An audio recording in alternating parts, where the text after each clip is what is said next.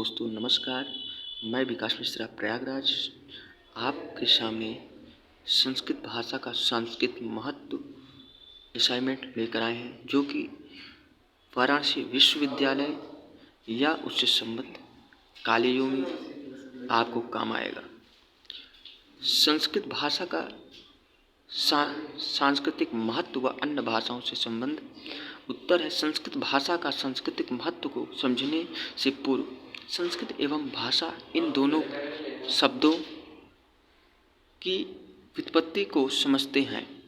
संस्कृत शब्द सम उपसर्ग पूर्वक डुक्रिम करणे इस धातु से वक्त प्रत्यय एवं संप्रज्ञा करोतो भूषणे इस सूत्र से सुडागम होकर संस्कृत शब्द निकंपन होता है।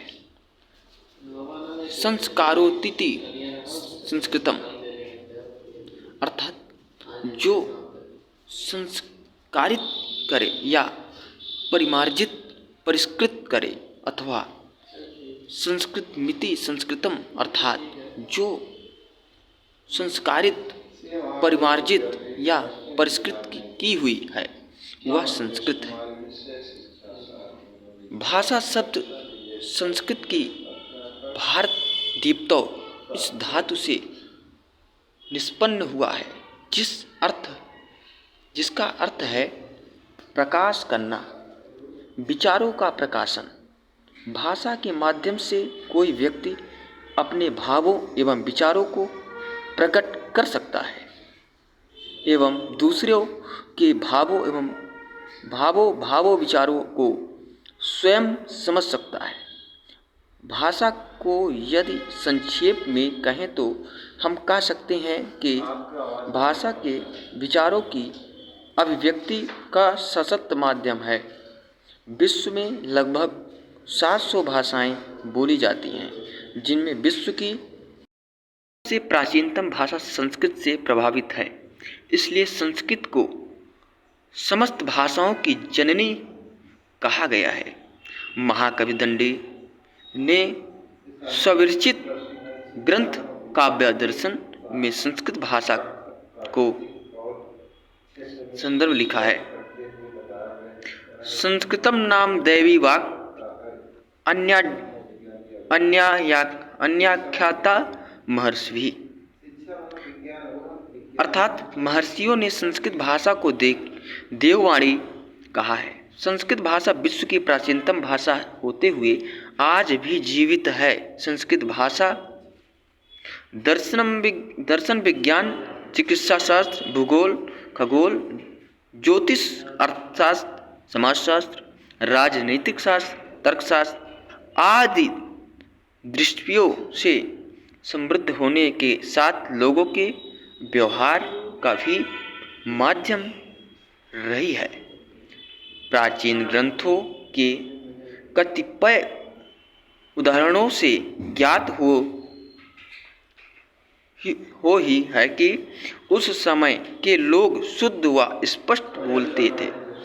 जब संसार के अन्य देशों में व्यक्ति पशुओं के स्तर पर रह रहे ये और बंदरों तथा वन मानुषों की भांति सांकेतिक भाषाओं का प्रयोग कर रहे थे, उस समय भारत में आर्य लोग सुशब्द एवं सुसंस्कृत भाषा के माध्यम से ब्रह्म ज्ञान का दर्शन कर रहे थे।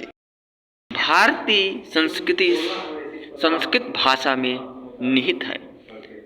विश्व के अधिकांश विद्वान संस्कृत भाषा में लिखित वेदों को सबसे प्राचीन मानते हैं। हमारी भारतीय सनातन संस्कृति व सभ्यता वेदों, स्मृतियों एवं पुराणों से निकली है। हिंदू धर्म से संबंधित लगभग सभी धार्मिक ग्रंथ संस्कृत में लिखे गए हैं। संस्कृत हिंदी यूरोपीय भाषा परिवार की मुख्य शाखा हिंदी ईरानी भाषा की हिंदी आर्य उपशाखा की संस्कृत ऐतिहासिकता की दृष्टि से संसार की सभी भाषाओं की जननी है। इस प्रकार से वेदों की संस्कृत संसार के सब मनुष्यों के सभी प्राचीन ऋषियों व पूर्वजों की मातृभाषा थी और ईश्वर ही प्रथम पीढ़ी व बाद के सभी मनुष्यों को भाषा व वेदों का ज्ञान देने वाली माता सिद्ध होती है। संस्कृत विश्व की सबसे पुरानी पुस्तक वेद की भाषा है, इसलिए इसे विश्व की प्रथम भाषा मानने में कहीं किसी संशय को संभावना। संस्कृत भारतीय संस्कृत के लिए अति महत्वपूर्ण है, क्योंकि धार्मिक साहित्य में इसके व्यापक उपयोग के कारण मुख्य रूप से हिंदू धर्म में और क्यों अधिकांश आधुनिक भारतीय भाषाएं सीधे संस्कृत से प्राप्त हुई है या दृढ़ता से प्रभावित है। संस्कृत भाषा हिंदू धर्म, जैन, बौद्ध धर्म और सिख धर्म में संचार का पारंपरिक साधन रही है। संस्कृत साहित्य को प्राचीन कविता, नाटक और पिंडा के साथ साथ धार्मिक और दार्शनिक ग्रंथों में इस्तेमाल होने का विशेषा अधिकार प्राप्त है। संस्कृत भाषा में भारत की सांस्कृतिक विरासत सुरक्षित है और इसलिए इस पर ध्यान देना स्वाभाविक है। संस्कृत की उपेक्षा हमें उस विरासत से विलग कर देती है। संस्कृत में हिंदू धर्म से संबंधित लगभग सभी धर्म ग्रंथ लिखे गए हैं। बौद्ध धर्म, विशेषकर महायान तथा जैन धर्म के कई महत्वपूर्ण ग्रंथ संस्कृत भाषा में लिखे गए। आज भी हिंदू धर्म के अधिकतर यज्ञ और पूजा संस्कृत में ही होती है। भारत की चेतना, उसका रूप इसी वाणी में निहित है। संस्कृत केवल एक भाषा नहीं है एवं भारत में उसका अध्ययन केवल एक भाषा विशेष का ज्ञान प्राप्त करना नहीं है। ज्ञान को भारत देश में सर्वाधिक पवित्र रूप में स्वीकार किया गया है। संस्कृत के अध्ययन से हमें महाबोध होता है। भारतीय संस्कृति में 16 संस्कारों की महत्ता है, जो कि संस्कृत भाषा में संपन्न कराए जाते हैं। संस्कृत मंत्रों के साथ ही बालक के जात कर्म, नामकरण, अन्य प्रशासन, अयज्ञोपवीत आदि संस्कार होते हैं। भारतीय व्यक्तियों के नाम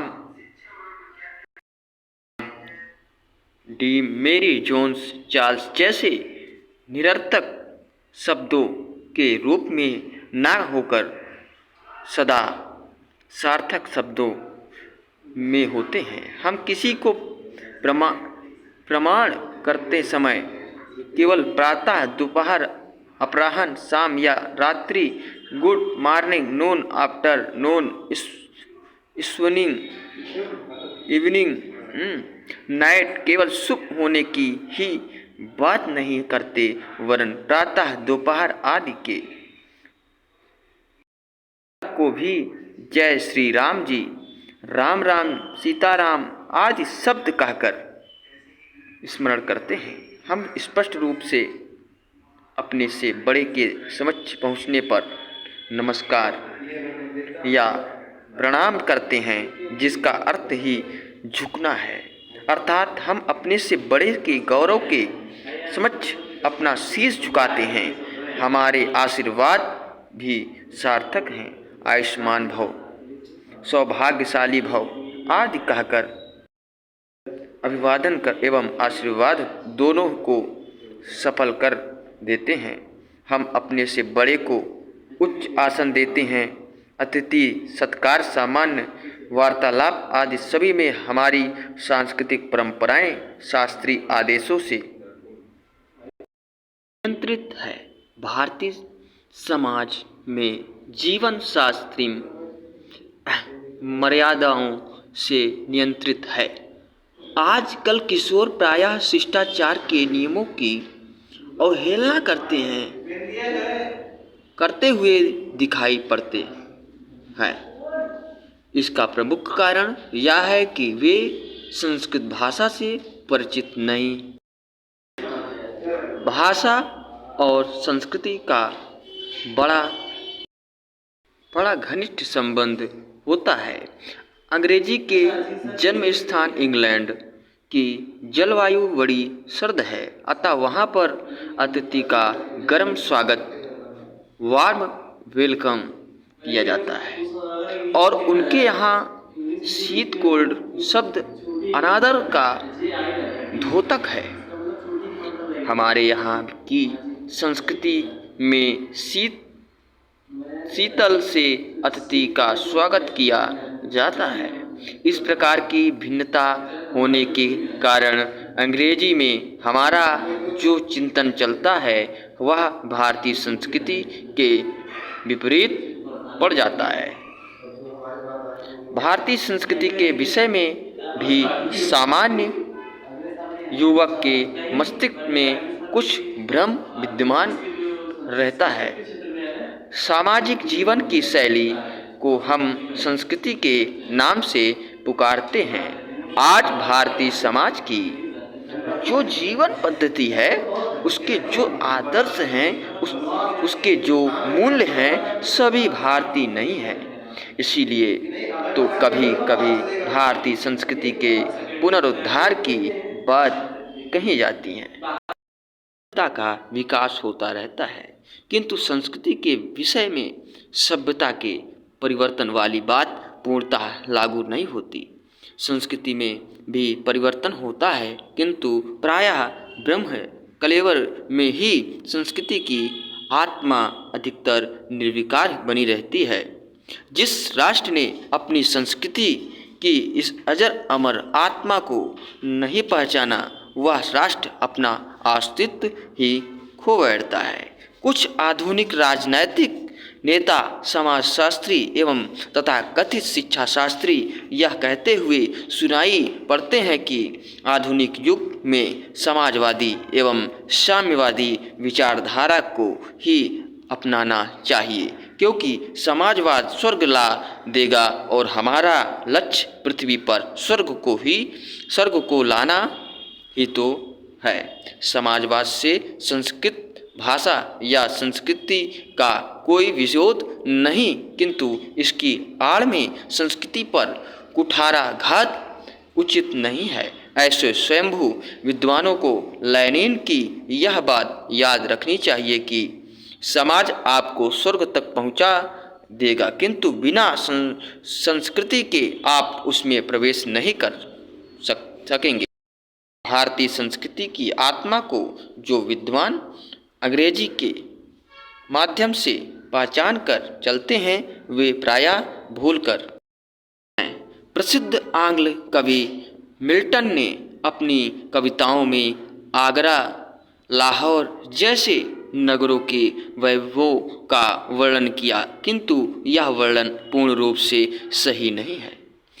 एबी दुओ द्वारा सन 1817 में रचित हिंदू मैनर्स एंड सेरेमनी, दुपरोपन द्वारा रचित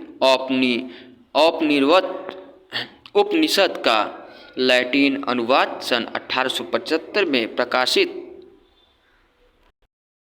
सर चार्ल्स विल्किंस द्वारा रचित भागवत गीता का अंग्रेजी अनुवाद विंसेंट स्मिथ द्वारा रचा गया भारत का इतिहास, मैक्स मूलर द्वारा रचित वैदिक साहित्य व्याख्या विलियम जोन्स द्वारा सन 1784 में रचित शकुंतला नाटक का अंग्रेजी रूपांतर अच्छे कार्य होते हुए भी भारतीय संस्कृति को पूर्ण रूपेण चित्रित नहीं करते। अनुवाद सदा अनुवाद ही होता है। संस्कृत साहित्य के अक्षम भंडार का रसास्वादन करने के लिए और भारतीय संस्कृति से परिचय प्राप्त करने के लिए संस्कृत भाषा का अध्ययन आवश्यक है। देश के प्रथम प्रधानमंत्री पंडित जवाहरलाल नेहरू जी ने भी संस्कृत को देश के पूर्वजों की सबसे बड़ी, सबसे मजबूत, सबसे ताकतवर और सबसे कीमती धरोहर बताया था। संस्कृत भाषाया अन्य भाषा भी सह संबंध। भारतवर्ष की अधिकतर भाषाओं की जननी संस्कृत है। हिंदी, मराठी, पंजाबी, गुजराती, बांग्ला, असमी, उड़िया आदि तो संस्कृत से निकली ही हैं। तमिल भी संस्कृत से अत्यधिक प्रभावित भाषा है। इस प्रकार आर्य एवं द्रविड़ परिवार की सभी भाषाएं संस्कृत से प्रभावित हैं। इस संदर्भ में संस्कृत आयोग लिखता है, आधुनिक आर्य भाषाएं संस्कृत से ही उत्पन्न हुई हैं और जहाँ तक द्रविड़ भाषाओं का संबंध है, वे भी अपने साहित्यिक प्रयोग के आदिकाल से ही संस्कृत के द्वारा पालित पोषित हैं। भारत के राष्ट्रपति डॉक्टर शंकर दयाल शर्मा ने दिल्ली संस्कृत अकादमी द्वारा आयोजित त्रिदिवसीय अखिल भारतीय संस्कृत सम्मेलन का राष्ट्रपति भवन के अशोक हॉल में एक भव्य समारोह में उद्घाटन करते हुए कहा है कि संस्कृत भारतीय भाषाओं की जननी है और दक्षिण के बहुत से शब्द मिलते हैं। संस्कृत भाषा ही वह केंद्रीय भाषा है जिसके माध्यम से देश की अन्य भाषाओं को आसानी से समझा जा सकता है। उन्होंने कहा है कि इस भाषा का ज्ञान इसलिए भी आवश्यक है क्योंकि इसमें हमारी संस्कृति के तत्व सुरक्षित हैं जो व्यक्ति में संस्कार डालते हैं। डॉक्टर शर्मा ने कहा है कि इस भाषा के पास ऐसी शक्ति है कि इसमें जहाँ एक ओर कविताएं और नाटक लिखे गए हैं, वहाँ दूसरी ओर चिकित्सा शास्त्र तथा राजनीतिक शास्त्र, औषधि विज्ञान, ज्योतिष शास्त्र, आध्यात्मिक चिंतन, नीति शास्त्र, व्याकरण शास्त्र जैसे विषयों का प्रणयन हुआ है। इसलिए सर विलियम जोन्स ने इस भाषा को यूनानी भाषा से अधिक परिपूर्ण, लैटिन से अधिक समृद्ध तथा इन दोनों से उत्कृष्ट और सुसंस्कृत भाषा कहते हुए इसकी संरचना पर आश्चर्य व्यक्त किया है। सर विलियम जोन्स की यह अभिव्यक्ति संस्कृत भाषा की क्षमता संकेत करती है। पश्चिमी विद्वान ब्लूमफील्ड संस्कृत भाषा को व्यवहारिक स्वरूप देने वाली पुस्तक पाणिनि की अष्टाध्यायी को जब मानव मस्तिष्क की सर्वोत्तम देन कहते हैं तो उनका भी स्पष्ट संकेत इस भाषा की जीवन शक्ति और सक्षमता की ओर ही है। संस्कृत के जितने वाक्यांश, मुहावरे, लाक्षणिक प्रयोग और कहावतें अथवा लोकोक्तियाँ हैं, इन सब का अन्य भाषाओं पर प्रभाव पड़ता है। इसमें विशेष कि विभिन्न प्रदेशों में प्रयुक्त संस्कृत के वाक्यांशों और लाक्षणिक प्रयोगों की अपनी अपनी विलक्षणता रहती है। भाषा की दृष्टि से भी भारतवर्ष की सभी भाषाओं में संस्कृत के अधिकांश शब्द तत्सम या तद्भव रूप में विद्यमान हैं। हिंदी भाषा तो संस्कृत भाषा की ही शब्दावली मूल रूप से ग्रहण करती है। जब हिंदी को संविधान में राजभाषा स्वीकृत किया गया कि आवश्यकता अनुसार हिंदी भाषा की शब्दावली संस्कृत से ली जाएगी। संस्कृत भाषा में इतनी सामर्थ्य है कि वह आधुनिकतम ज्ञान विज्ञान के योग शब्द प्रदान कर दे। शब्दों की रचना की दृष्टि से संस्कृत अक्षम भंडार है। बापू ने तो संस्कृत को गंगा नदी की तरह माना था, जिससे हमारे देश की अन्य भाषाएं जीवन और शक्ति प्राप्त करती है। इसी के साथ हम शब्दों को विराम देते हैं और नमस्कार दोस्तों, आप मेरे चैनल को सब्सक्राइब करें एवं लाइक करें ऐसे ही वीडियो को पाने के लिए।